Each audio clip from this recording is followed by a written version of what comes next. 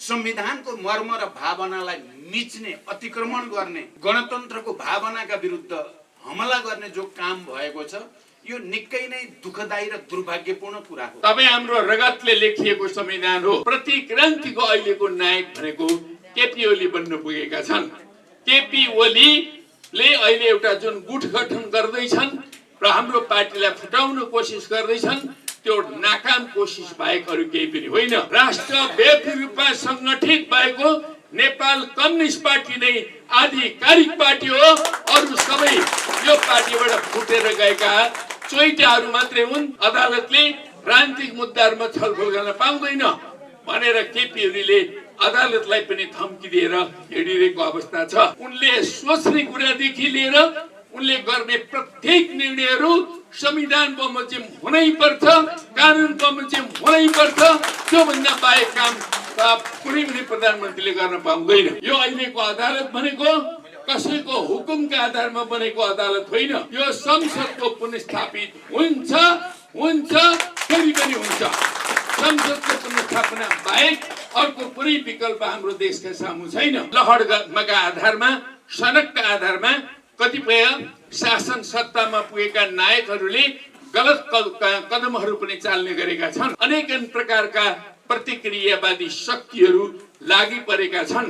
ती प्रतिक्रियावादी शक्तिहरूको एजेन्ट भएर केपी ओलीले काम गर्न पुगे।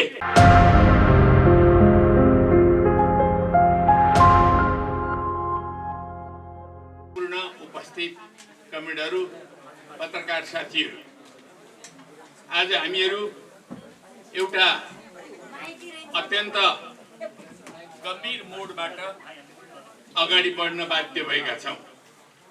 तपाईँ हामीले करिब 70 वर्षसम्म, अझै 71 वर्षसम्म यो देशमा जनवादी क्रान्तिको एउटा ऐतिहासिक प्रक्रिया अगाडि बढाएर आयौँ।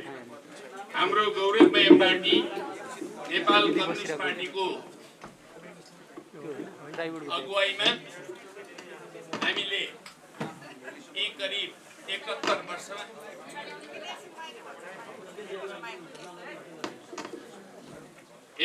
वर्षमा हामीले असाधारण उपलब्धिहरू पनि हामीले हासिल गरेका छौँ। सम्पूर्ण नेपाली जनताको सामूहिक प्रयत्नद्वारा, यो देशका सम्पूर्ण जनजातिहरूको सामूहिक प्रयत्नद्वारा हामीले देशबाट सामन्तवादलाई उच्छेद गरेका छौँ। सामन्त वर्गको रूपमा हाम्रो समाजमा हामीले उन्मूलन गरेका छौँ। सामन्ती उत्पादन सम्बन्धलाई पनि हामीले उन्मूलन गर्यौँ र यो देशलाई एउटा स्वतन्त्र देशको रूपमा, सार्वभौम सत्ता सम्पन्न देशको रूपमा, राष्ट्रिय अखण्डताले युक्त देशको रूपमा र सर्वत्र हामीले जुन संविधान निर्माण गर्यौं, सबै क्षेत्रमा समानता स्थापना गर्ने मुलुकको रूपमा हामीले स्थापित गर्यौं। अर्थात् हामीले 62-63 को जुन जनक्रान्ति हाम्रो देशमा सम्पन्न गर्यौं, त्यो जनक्रान्तिले हाम्रो समाजलाई एउटा ऐतिहासिक रूपले नै नयाँ उचाइमा उठाएको छ। हामीले समानताको कुराहरू एउटा क्षेत्रमा मात्र होइन, हाम्रो समाजमा आधा भन्दा बढी जनसङ्ख्या महिलाहरूको छ। हामीले लैङ्गिक समानता संविधानत हामीले प्राप्त गरेका छौं। हामीले ऐन कानुनहरूमा पनि लैङ्गिक समानतालाई हामीले स्थापित गरेका छौं। तर त्यसलाई अझै व्यवहारमा ल्याउन भने अझै हामीले लामो समय लगाउनु पर्ने आवश्यकता छ। त्यस्तै गरेर हामीले जातीय समानता, जातिको क्षेत्रमा पनि लामो समयसम्म सामन्तवादले र साम्राज्यवादका चाहिँ गुमास्ताहरूले विभिन्न खालका विभेदहरू यो देशमा खडा गर्न खोजे। ती खडा गरिएका विभेदका पर्खालहरूलाई तोड्दै हामीले जातीय समानता कायम गर्यौं। हाम्रो देश 125 भन्दा बढी जात जातिका मानिसहरूको सुन्दर फुलबारी हो। हामी सबै यो देशमा फुलेका फुलहरू हौं। कोही अलि ठुलो थुङ्गामा हुन्छौं होला, कोही अलि मझौला थुङ्गामा छौं होला, कोही सानो थुङ्गा छौं होला, तर हामी यो देशमा फुलेका फुलहरू हौं र हामी सबैको एउटा त्यहाँ रङ्गीन फुलबारीको रूपमा हाम्रो देश रहेको छ र सबै फुलहरू समान ढङ्गले फुल्न पाउनुपर्छ, फस्टिन पाउनुपर्छ। हाम्रो यो अधिकारका निम्ति हामीले लामो समयसम्म सङ्घर्ष गर्यौं। त्यो सङ्घर्षको परिणाम स्वरूप हामीले नयाँ संविधान निर्माण गरेको हो। कमरेडहरू, त्यसरी नै हामीले भाषिक समानता, कुनै एउटा भाषाको मात्रै समाजमा प्रभुत्व रहनु हुँदैन, एकाधिकार रहनु हुँदैन। हामीले बोल्ने सबै भाषाहरू समान भाषाहरू छन्, यी सबै राष्ट्रिय भाषाहरू हुन् भनेर हामीले नयाँ संविधान निर्माण गर्दाखेरि यो कुरालाई पनि अङ्गित गरेका छौँ, इङ्गित गरेका छौँ, स्थापित गरेका छौँ। संविधान त हामी भाषिक समानता स्थापना गरेको अवस्थामा छौँ। जातीय समानताको साथसाथै लैङ्गिक समानताको साथसाथै भाषिक समानता हामीले स्थापना गरेका छौँ। त्यस्तै हाम्रा आस्थाहरू, हाम्रा विश्वासहरू पनि हामीसँग विविधतापूर्ण छन्। सानो देश भए पनि हामीसँग 10 भन्दा बढी आस्था र विश्वासहरू छन्। अझ हरेक जनजातिहरूका कुराहरू गर्ने हो भने आस्थामा अझै धेरै विविधताहरू पनि छन्। ती सबै आस्था र विश्वासहरूमा पनि हामीले समानता कायम गर्ने नयाँ संविधान हामीले निर्माण गरेका छौँ। यो हाम्रो देशको इतिहासमा अत्यन्त महत्त्वपूर्ण उपलब्धिको रूपमा स्थापित छ। संविधानले त्यो कुरालाई स्थापित गरेको छ। तपाईँ हामीले जनवादी क्रान्ति सम्पन्न गरिसकेपछि 10 वर्ष लगाएर यो संविधान बनायौँ। संविधान बनाउँदाखेरि पनि पहिला राजा र महाराजाहरूले संविधान दिन्थे, हुकुमका आधारमा संविधानहरू बन्थे। तर तपाईँ हामीले यो बेला संविधान बनाउँदा संविधान सभाबाट संविधान बनायौँ। जनताका प्रतिनिधिहरूले यो संविधान बनाएको हो। यो संविधानको प्रस्तावनामा सबभन्दा पहिलो वाक्य नै हामी नेपाली जनताका प्रतिनिधिहरू, सार्वभौम नेपाली जनताका प्रतिनिधिहरूले बनाएको संविधान भनेर अङ्कित गरेका छौँ। र यो तपाईँ हाम्रो संविधान हो, तपाईँ हाम्रो रगतले लेखिएको संविधान हो। सम्पूर्ण जनजातिको पनि यो संविधान हो, जनजातिका रगतले लेखिएको यो संविधान हो। कमेडहरू, यसरी हामीले तुलनात्मक रूपले कुनै पनि संविधान आखिर सुनको ठुनको त हुँदैन, त्यसमा सर्वत्र हरेक प्रकारले सम्पूर्ण कुराहरू ठिक मात्रै हुँदैनन्, सम्झौता पनि हुन्छन्। तर हामीले तुलनात्मक रूपले एउटा राम्रो संविधान हामीले निर्माण गर्यौं र जुन संविधानले अब देशलाई हामी समाजवादको दिशातर्फ अगाडि बढाउँछौँ भन्ने कुराको पनि प्रतिबद्धता व्यक्त गरेको छ। सबै प्रकारका समानता स्थापना गर्ने, असमानता र विभेदहरूलाई अन्त्य गर्ने यो संविधानमा लेखिएको प्रतिबद्धता हो। त्यो हाम्रो पार्टीको प्रतिबद्धता हो, हामी सम्पूर्ण कम्युनिटीहरूको प्रतिबद्धता हो, सम्पूर्ण जनताको प्रतिबद्धता हो, सम्पूर्ण जनजातिको पनि प्रतिबद्धता हो। त्यो प्रतिबद्धताको आधारमा यो संविधान लेखिएको छ र यो संविधानमाथि हेलचेक्राइ नहोस् भनेर हामीले कहिलेकाहीँ संविधानमाथि लहरका आधारमा, सनकका आधारमा कतिपय शासन सत्तामा पुगेका नायकहरूले गलत कदमहरू पनि चाल्ने गरेका छन्। त्यसकारणले त्यस्तो कदम कसैले पनि चाल्न नपाओस्। यो संविधान बनिसकेपछि हाम्रो देश स्थिरतातर्फ अगाडि बढोस् भन्नको लागि हामीले संविधानमा नै त्यस्ता महत्त्वपूर्ण प्रावधानहरू राख्यौँ। ती प्रावधानहरू मध्ये तपाईहरुलाई थाहा छ, हामीले धारा 100 र धारा 76 यिनी आधारमा चाहिँ राखेका प्रावधानहरू हुन्। जुन दुईटा धाराहरूले देशमा सरकार कसरी बन्छ, सरकार कसरी विघटन हुन्छ, त्यो खालको अवस्थामा के गर्नु उपयुक्त हुन्छ, तर कसो गर्दाखेरि हामीले चाहिँ संसदलाई 5 वर्ष टिकाउन सक्छौं, देशमा सरकार पनि दिगो हुन्छ, स्थिर हुन्छ भन्ने कुरालाई समेत ध्यानमा राखेर हामीले यो संविधान निर्माण गरेका थियौं। कमेडहरू, आदरणीय जनजाति महासंघका योद्धा कमेडहरू, यो संविधान त्यस्ता उद्देश्यहरूबाट हामीले निर्माण गरेका थियौं।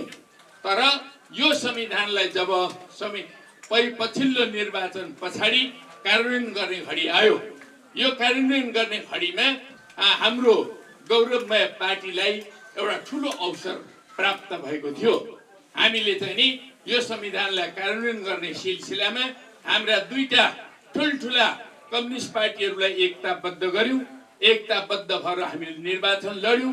त्यो निर्वाचन लडिसकेपछि हामीले 2/3 करिबको बहुमत प्राप्त गर्यौं। त्यो बहुमतको सरकारमाथि सरकार बनाउने सिलसिलामा हामीले अपार विश्वास गरेर केपी ओलीलाई हामीले प्रधानमन्त्री बनायौँ। एकीकरण हुँदा दुईटा अध्यक्ष बन्नुभयो, त्यस पछाडि त्यही आधारमा चाहिँ हामीले केपी ओलीलाई प्रधानमन्त्री पनि बनायौँ। सर्वसम्मत ढङ्गले हामीले प्रधानमन्त्री बनाएका थियौँ। हामीले यो संविधानको ठिक ढङ्गले कार्यान्वयन हुनेछ, देशमा समानता स्थापना हुनेछ, देश अग्रगतितर्फ अगाडि बढ्नेछ, देशमा चाहिँ अब आर्थिक समुन्नतिका नयाँ प्रवाहहरू सुरु हुनेछन् भन्ने आशा र अपेक्षाका साथमा हामीले केपी ओलीलाई यो जिम्मेवारी दिएका थियौँ। त्यसरी नै आज जुन ढङ्गले भाषिक विविधताहरू छन्, जातीय विविधताहरू छन्, लैङ्गिक विविधताहरू छन्, ती विविधताहरूलाई समाप्त पार्ने काममा ठोस व्यावहारिक कदमहरू यो सरकारले चाल्नेछ भनेर हामीले उहाँलाई यो जिम्मा दिएका थियौँ। तर जिम्मा पाइसकेपछि उहाँले पहिलो दिनदेखि नै मन परी तन्त्र चलाउन थाल्नुभयो, एकाधिकार चलाउन थाल्नुभयो। संविधानका मर्म र भावनाहरूका विपरीत मात्रै होइन, पार्टीका मर्म र भावनाका विपरीत चल्न थाल्नुभयो, कम्युनिस्ट आन्दोलनका मर्म र भावनाका विपरीत चल्न थाल्नुभयो, पार्टीका निर्णय विपरीत चल्न थाल्नुभयो, पार्टीका चाहिँ अनुशासन विपरीत चल्न थाल्नुभयो। यसले गर्दाखेरि पार्टीभित्र केही असहज परिस्थिति सिर्जना हुन थाल्यो, अन्तर्विरोधहरू सिर्जना हुन थाले, अन्तरसङ्घर्षहरू सिर्जना हुन थाले। कुनै पनि पार्टीमा अन्तरसङ्घर्ष हुनु स्वाभाविक कुरा हो, प्राकृतिक कुरा हो। ती कुराहरू सामान्य रूपमा हुन्छन्। कम्युनिस्ट पार्टीमा त हुन्छन् नै, कुनै पनि पार्टीमा बहसहरू विवादहरू हुने गर्छन्। तर त्यसलाई हल गर्न सक्नु, त्यसलाई ठिक ढङ्गले ल्यान्डिङ गर्न सक्नु कुनै पनि नेताको क्षमतामाथि निर्भर गर्ने कुरा हो। त्यो नेता सक्षम छ कि छैन, त्यो ठिक ढङ्गले काम गर्न सक्छ कि सक्दैन भन्ने कुराको परीक्षा पार्टीभित्रका अन्तर्विरोधहरू मिलाउन नेताले सक्छ कि सक्दैन भन्ने कुरामाथि निर्भर गर्छ।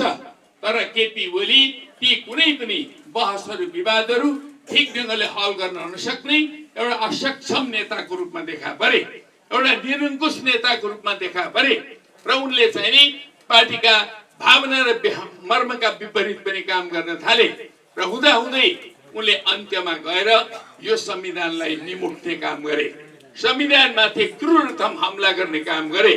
र संविधान भनेको तपाईँ हामीले 70 वर्षसम्म सङ्घर्ष गरेर प्राप्त गरेका उपलब्धिहरूको केन्द्रीकृत अभिव्यक्ति हो। यो संविधानमा ती कुराहरू राखिएको छ, तर ती कुराहरूलाई एकै दिनमा एकै छिनमा उहाँहरूले भुर्कुट पार्ने, भस्म पार्ने ढङ्गको चाहिँ जुन कदम चाल्नुभयो, यो कदम वास्तवमा असंवैधानिक कदम मात्र होइन कमरेडहरू, यो एउटा अलोकतान्त्रिक कदम पनि हो, लोकतन्त्र विरोधी कदम पनि हो, यो चाहिँ नि जनादेश विरोधी कदम पनि हो। जनताले 5 वर्षसम्म शासन गर्न दिएका थिए, तर बिचैमा उनले चाहिँ नि जुन ढङ्गले चाहिँ काम गरे, यो जनादेश विरोधी कदम पनि हो र यो नेपालमा स्थिरताका विरुद्धको कदम पनि हो। नेपाललाई अस्थिरता बनाउन अनेकन प्रकारका प्रतिक्रियावादी शक्तिहरू लागि परेका छन्। ती प्रतिक्रियावादी शक्तिहरूको एजेन्ट भएर केपी ओलीले काम गर्न पुगे। प्रतिक्रियावादीहरू जुन चाहना राख्थे उनीहरू अहिले शक्तिहीन भएका छन्। 62-63 को जनक्रान्तिले यो देशका प्रतिक्रियावादीहरूलाई शक्तिहीन बनायो। उनीहरू उन्मूलन भइसकेका छैनन्, उनीहरूका अवशेषहरू बाँकी छन्। तर ती अवशेषहरू बाँकी रहे पनि उनीहरू हर बखत उनीहरू चाहिँ नि यही सपना देखेर बसिरहेका छन् कि त्यसलाई कुनै दिन पुनर्स्थापना गर्न सकिन्छ कि भनेर जुन सपना देखेर बसिरहेका छन्, ती सपना देख्नेहरूको एजेन्टको रूपमा आज केपी ओली रूपान्तरित भएका छन् र यसरी उनले चाहिँ संविधानलाई निमुट्ने काम गरेका छन् र मुलुकलाई प्रतिगमनको दिशातर्फ लगेका छन्। र यो प्रतिगमन भनेको प्रतिक्रान्ति हो। प्रतिक्रान्तिको अहिलेको नायक भनेको केपी ओली बन्न पुगेका छन्। केपी ओलीले अहिले एउटा जुन गुट गठन गर्दैछन् र हाम्रो पार्टीलाई फुटाउन कोसिस गर्दैछन्, त्यो नाकाम कोसिस बाहेक अरू केही पनि होइन। नेपाल कम्युनिस्ट पार्टी राष्ट्रव्यापी रूपमा अहिले पनि सुसङ्गठित छ कमरेडहरू। हामीले केन्द्रीय कमिटीको बैठक, तेस्रो बैठक भर्खरै गर्यौं। त्यसमा हामीले 2/3 बहुमत अथवा 70% भन्दा बढीको बहुमत, प्रष्ट एउटा चाहिँ उपस्थित भएर हामीले केन्द्रीय कमिटीको बैठक गरेका छौँ। त्यसरी नै 7 वटा प्रदेशहरूमा 7 प्रदेशहरूमा हाम्रो अत्यधिक बहुमत अहिले पार्टीको पक्षमा रहेको कुरा सुस्पष्ट छ। त्यसरी नै हामीसँग 77 वटा अझ त्योभन्दा बढी पनि जिल्लाहरू छन्। हामीले अरू पनि जिल्ला कमिटीहरू बनाएका छौँ। ती सबै जिल्ला कमिटीहरूमा अधिकांशमा 95% भन्दा बढी जिल्लाहरूमा हाम्रो चाहिँ नि अत्यधिक बहुमत रहेको छ र त्यसरी नै विभिन्न वर्गीय संगठनहरूमा पनि हामी बहुमतमा रहेका छौँ र अहिले हाम्रा मुद्दाहरू निर्वाचन आयोगमा छन्, सर्वोच्च अदालतमा छन्। निर्वाचन आयोगले पनि जुन प्रकारले फैसला गर्नुपर्ने आवश्यकता छ त्यो आवश्यकता परिपूर्तिका निम्ति उहाँहरूले आफ्नो तजबिजले मात्रै निर्णय गर्ने कुरा होइन, आफ्नो विवेकले मात्र निर्णय गर्ने कुरा होइन। उहाँहरूलाई निर्णय गर्नको निम्ति संविधान बमोजिम विगतको संसदले ऐनहरू बनाएको छ। हामीसँग दल ऐन छ। त्यो दल ऐनको धारा 44, धारा 43 र अन्य विभिन्न महत्त्वपूर्ण जुन धाराहरू छन् त्यो धारामा उभिएर निर्णय गर्नु बाहेक अरू कुनै पनि संवैधानिक आयोगको लागि पनि विकल्प हुँदैन। त्यसो हुनाले हामी के कुरामा विश्वस्त छौँ भने राष्ट्रव्यापी रूपमा सङ्गठित भएको नेपाल कम्युनिस्ट पार्टी नै आधिकारिक पार्टी हो। अरू सबै यो पार्टीबाट फुटेर गएका चोइटाहरू मात्रै हुन्। ती चोइटाहरू कहिलेकाहीँ निस्किन्छन्। रुखले पनि बोक्राहरू फ्याँक्दै जान्छ, बाँस पनि बढ्दै गएपछि पट्टासहरू फ्याँक्दै जान्छ। यस्तै हो, कहिलेकाहीँ यस्ता चोइटाहरू निस्कन सक्छन् कमरेडहरू। तर नेपाल कम्युनिस्ट पार्टी एकताबद्ध भएर रहन्छ। यो अझ सुदृढ भएर यो अझ विस्तार भएर जान्छ र तबै हामीले विस्तार गर्नुपर्छ। यो पार्टीलाई सुदृढ बनाएर लानुपर्ने हुन्छ। त्यस्तै गरेर संसद विघटन गर्न यो त मेरो त राजनीतिक कदम हो। मैले त राजनीतिक कदम चालेको, यो संवैधानिक कदम चाल्न आदि केही पनि होइन। यसबारेमा कुनै कतैतिर पनि बहस गर्न पाइँदैन। अदालतले राजनीतिक मुद्दाहरूमा छलफल गर्न पाउँदैन भनेर केपी ओलीले अदालतलाई पनि धम्की दिएर हिँडिरहेको अवस्था छ। तर हामी के भन्छौँ भने प्रधानमन्त्रीले गर्ने काम, उनले सोच्ने कुरादेखि लिएर उनले गर्ने प्रत्येक निर्णयहरू संविधान बमोजिम हुनै पर्छ, कानुन बमोजिम हुनै पर्छ। त्योभन्दा बाहेक काम कुनै पनि प्रधानमन्त्रीले गर्न पाउँदैन। र अहिले जे काम गरेका छन् त्यो पनि संविधानलाई मिचेर गरेको काम हो, संविधानलाई ठाडै उल्लङ्घन गरेर गरेको काम हो। यो असंवैधानिक काम हो। त्यसो हुनाले यो असंवैधानिक कामलाई हामीले चाहिँ नि एकातिर संवैधानिक ढङ्गले लडाइँलाई पनि हामीले अगाडि बढाएका छौँ भने अर्कोतर्फ यो राजनीतिक कदम पनि हो, प्रतिगामी कदम। त्यसकारणले हामीले सडकबाट आन्दोलनलाई पनि अगाडि बढाएका छौँ। यो घटनाका दुईटै पाटाहरू छन्। एउटा संवैधानिक पाटो छ, एउटा राजनीतिक पाटो छ। राजनीतिक पाटो भएको हुनाले आम जनताको सरकारको विषय भएको हुनाले हामीले चाहिँ नि राष्ट्रव्यापी रूपमा अहिले जनआन्दोलनलाई अगाडि बढाइरहेका छौँ। पर्सि 9 गते उपत्यका जाउँ भन्ने अभियान हामीले चलाएका छौँ। उपत्यकामा हामीले सम्पूर्ण जनसमुदायलाई व्यापक रूपले हामीले उतार्नुपर्ने आवश्यकता छ। त्यस काममा हामी लागिरहेका छौँ। पार्टी व्यापक योजनामा छ। त्यसरी नै यो जनजाति महासङ्घले पनि त्यही ढङ्गले तपाईँहरू पनि लाग्नुहोस् र विराट जनप्रदर्शन गरेर हामीले यो कदम गलत हो भनेर सिद्ध गर्नुपर्छ। जनताको आवाज के हो, नेपाली जनता के भन्छन् भन्ने कुराहरू 9 गते चिङ्गो संसारले सुन्ने गरिकन हामीले बोल्न सक्नुपर्छ। त्यो बोल्ने कुराहरूमा नेकपाले अहिले जनतालाई अगुवाई गरिरहेको छ। यहाँहरू समेत त्यसमा संलग्न हुनुहुन्छ। यो राजनीतिक कदमका विरुद्ध राजनीतिक परिचालन गर्ने काममा हामी लागिरहेका छौँ। यसरी नै अर्कोतर्फ संवैधानिक लडाइँ अगाडि बढ्दैछ। संवैधानिक लडाइँ स्वाभाविक रूपले सर्वोच्चमा पुगेको छ। सर्वोच्चमा बहस भइरहेका छन्। तपाईँहरूले दैनन्दिन देख्दै हुनुहुन्छ। दिनौँ संवैधानिक इजलासमा बहसहरू भइरहेका छन्। त्यो बहस आफ्नो ढङ्गले सञ्चालित हुन्छ। तर हामीलाई के विश्वास छ भने यो अदालत भनेको राजा महाराजाहरूले बनाएको अदालत होइन। यो अहिलेको अदालत भनेको कसैको हुकुमका आधारमा बनेको अदालत होइन। यो अदालत भनेको जनताको अदालत हो। 62-63 को जनक्रान्ति पछि बनेको संविधान बमोजिम बनेको अदालत हो। त्यसकारणले अहिलेको अदालतले हाम्रो संविधानको व्याख्या बाहेक अरू कुराहरू गर्छ भन्ने हामीलाई लाग्दैन। हाम्रो पार्टीलाई विश्वास छ यो संसदको पुनर्स्थापित हुन्छ फेरि पनि हुन्छ। संसदको पुनर्स्थापना बाहेक अर्को कुनै विकल्प हाम्रो देशका सामु छैन। हामीले संविधानको रक्षा गर्नुको लागि, हामीले चाहिँ यो देशको लोकतन्त्र रक्षाको लागि र हाम्रो देशमा जुन स्थायित्व अब आउनुपर्ने आवश्यकता छ त्यो स्थायित्व स्थापित गर्नको लागि हामीले चाहिँ नि यो संसदलाई पुनर्स्थापना गराउने काममा दृढतापूर्वक लाग्नै पर्छ र सर्वोच्च अदालत प्रति हाम्रो भरपूर विश्वास छ। उहाँहरूले आज जुन प्रकारले केपी ओलीद्वारा संविधानमाथि घात भएको छ त्यो घातलाई सच्याउने काममा सर्वोच्च अदालत लाग्नेछ, हाम्रो यो विश्वास छ। कमरेडहरू, यसरी अहिलेका लडाइँहरू दुईटा क्षेत्रमा, राजनीतिक क्षेत्रमा पनि र संवैधानिक क्षेत्रमा पनि हामी अगाडि बढाइरहेका छौँ। यो लडाइँलाई दृढतापूर्वक अगाडि बढाएर मात्रै हामी संविधानको रक्षा गर्न सक्छौँ र हामीले जुन समानताको परिकल्पना गरेका छौँ, हाम्रो समाजमा जुन परिकल्पना गरेका छौँ, समानताको परिकल्पना, समाजवादको परिकल्पना, समृद्धिको परिकल्पना, हामीले सुखी नेपाली समृद्ध नेपालको जुन परिकल्पना गरेका छौँ त्यो परिकल्पना यो संविधानको रक्षा गरेर मात्रै हुन्छ। त्यसो हुनाले अहिले संविधानको रक्षा गर्ने काम हामी सबैको केन्द्रीय कार्यभार भनेको छ। हाम्रो पार्टीको केन्द्रीय कार्यभार त्यही हो। सिङ्गो सम्पूर्ण जनवर्गीय सङ्गठनहरूको केन्द्रीय कार्यभार पनि त्यही हो। जनजाति महासङ्घको लागि पनि अहिले केन्द्रीय कार्यभार यही बन्न पुगेको छ। यो कार्यभारलाई सम्पादन गर्ने काममा हामीहरू दृढतापूर्वक अगाडि बढौँ।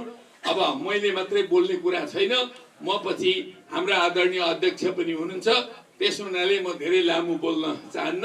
यति नै कुराहरू राखेर तपाईँहरूसँग बिदा हुन चाहन्छु। लाल सलाम। कमरेड झलनाथ खनालले म भन्दा पहिला धेरै कुरा विस्तारपूर्वक र सठिक रूपमा राखिसक्नु भएको छ। हाम्रो संविधानको मर्म र भावना बारे, अहिले देशको राजनीतिमा देखा परेको सङ्कट र चुनौती बारे र समाधानका उपाय बारे पनि कमरेड झलनाथ खनालले जे विषय जसरी राख्नुभयो मलाई लाग्छ त्यो बडो स्पष्ट छ, बोधगम्य छ, सबैले बुझ्न सकिने खालको छ। म त्यसलाई पूर्ण समर्थन गर्न चाहन्छु। हाम्रो संविधान पूर्ण छ, हामीले कहिले पनि भनेका छैनौँ। आदिवासी जनजाति लगायत देशका सबै उत्पीडित वर्ग समुदायका हक अधिकारलाई जुन उचाइमा पुगेर सम्बोधन गर्नु पर्थ्यो त्यसका केही सीमा पक्कै पनि छन्। किनकि यो संविधान विभिन्न राजनीतिक दल, विचार, प्रवृत्तिका बीचमा सहमति र सम्झौताबाट बनाइएको संविधान हो। तर यो संविधानले त्यो सीमाभित्र, विभिन्न राजनीतिक दलहरूको समझदारी र सहमतिको सीमाभित्र अधिकतम रूपले आदिवासी जनजातिको पहिचान र अधिकारलाई, समावेशिता र समानुपातिकतालाई सम्बोधन गर्न कोसिस गरेको नेपालको पहिलो संविधान हो। र यो त्यस्तो संविधान हो जो संविधानले आउने दिनमा जनताको आवश्यकता, जनताको चाहना अनुसार निरन्तर संशोधन हुँदै जाने, विकसित हुँदै जाने, परिमार्जित हुँदै जाने दस्तावेजको रूपमा व्याख्या गरिएको छ संविधानमा नै। र त्यस्ता केही प्रयत्नहरू गएको कालमा पनि भइ पनि सकेका छन्। मैले दोस्रो चोटि प्रधानमन्त्रीको हैसियतले मधेसीको, आदिवासी जनजातिहरूको हक अधिकारलाई अझै परिमार्जित ढङ्गले राख्नुपर्छ भनेर संसदमा संशोधन हालेको कुरा पनि तपाईहरुलाई राम्रैसँग थाहा छ, सम्झना छ भन्ने मलाई लाग्छ। तर अहिले नेपालका उत्पीडित वर्ग, जाति, क्षेत्र, लिङ्ग, समुदायका जे जति हक अधिकार यसमा संस्थागत गरिएको छ त्यसमाथि पनि बडो निर्ममतापूर्वक प्रहार भएको छ र एउटा ठुलो सङ्कटमा देश पुर्याउने संविधानलाई चाहिँ अतिक्रमण गर्ने, संघीय लोकतान्त्रिक गणतन्त्रमाथि हमला गर्ने दुस्साहस गरिएको छ र हामी अहिले देशमा यो संविधान कार्यान्वयन गर्दै संविधानलाई अझ परिमार्जन गर्नुपर्ने ठाउँमा संविधानको रक्षाको लागि, संघीय लोकतान्त्रिक गणतन्त्रको रक्षाको लागि यसमाथि भएको निरङ्कुश हमला, स्वेच्छाचारी हमलाका विरुद्ध यसको रक्षाको लागि सङ्घर्षको मैदानमा जानुपर्ने अवस्था छ।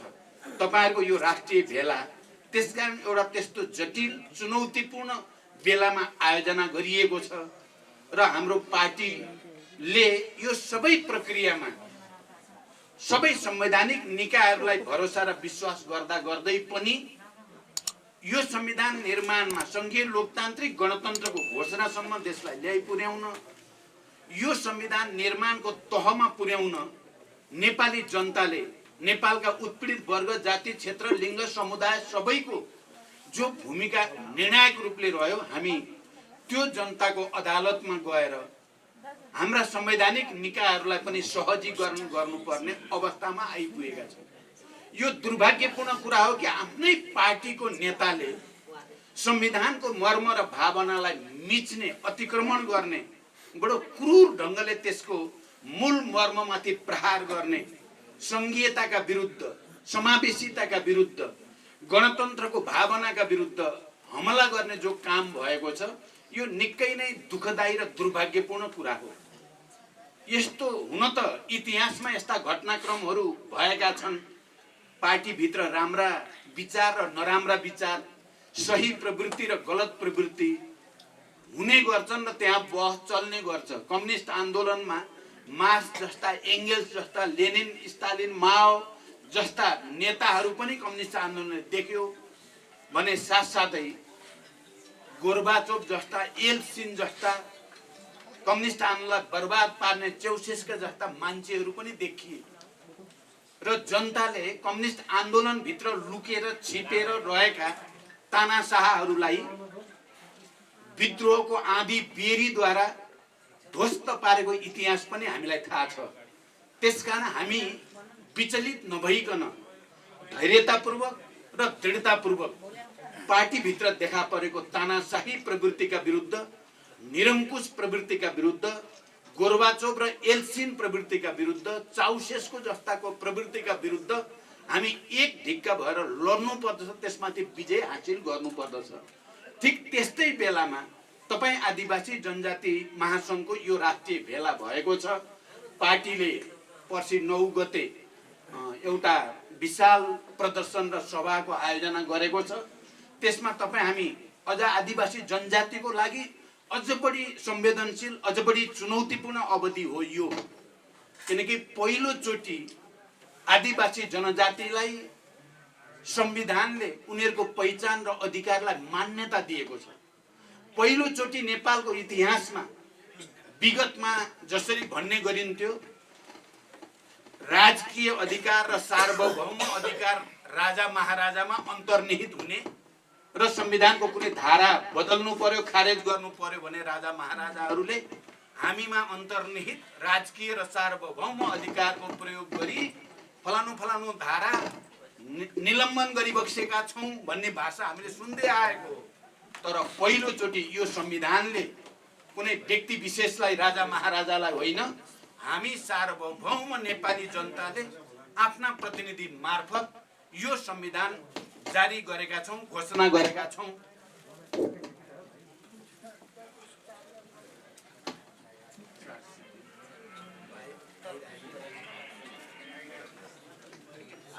पहिलोचोटि नेपालको इतिहासमा संविधान पहिलोचोटि नेपालको इतिहासमा जनतालाई सार्वभौम अधिकार सम्पन्न भनिएको छ। पहिलोचोटि उत्पीडित आदिवासी जनजाति, दलित, महिला, मधेसी, मुस्लिम सबैको पहिचान र अधिकारलाई मान्यता दिएर त्यसलाई विकसित गर्दै लैजाने, परिमार्जित गर्दै लैजाने सङ्कल्प गरिएको छ। आज प्रधानमन्त्री केपी ओलीले संविधानको यही मूल मर्ममाथि प्रहार गरेको हुनाले हामी सबैको दायित्व बनेको छ कि यसको रक्षाको लागि अगाडि बढौँ। म तपाईहरुको यो भेलाको सफलता र यो उद्देश्यमा पनि तपाईँ हामी सबैको एकबद्धताको लागि र दृढतापूर्वक अगाडि बढ्ने सङ्कल्पको लागि अपिल गर्दै म आफ्नो छोटो मन्तव्य यही टुङ्ग्याउँछु। धन्यवाद। अभिवादन।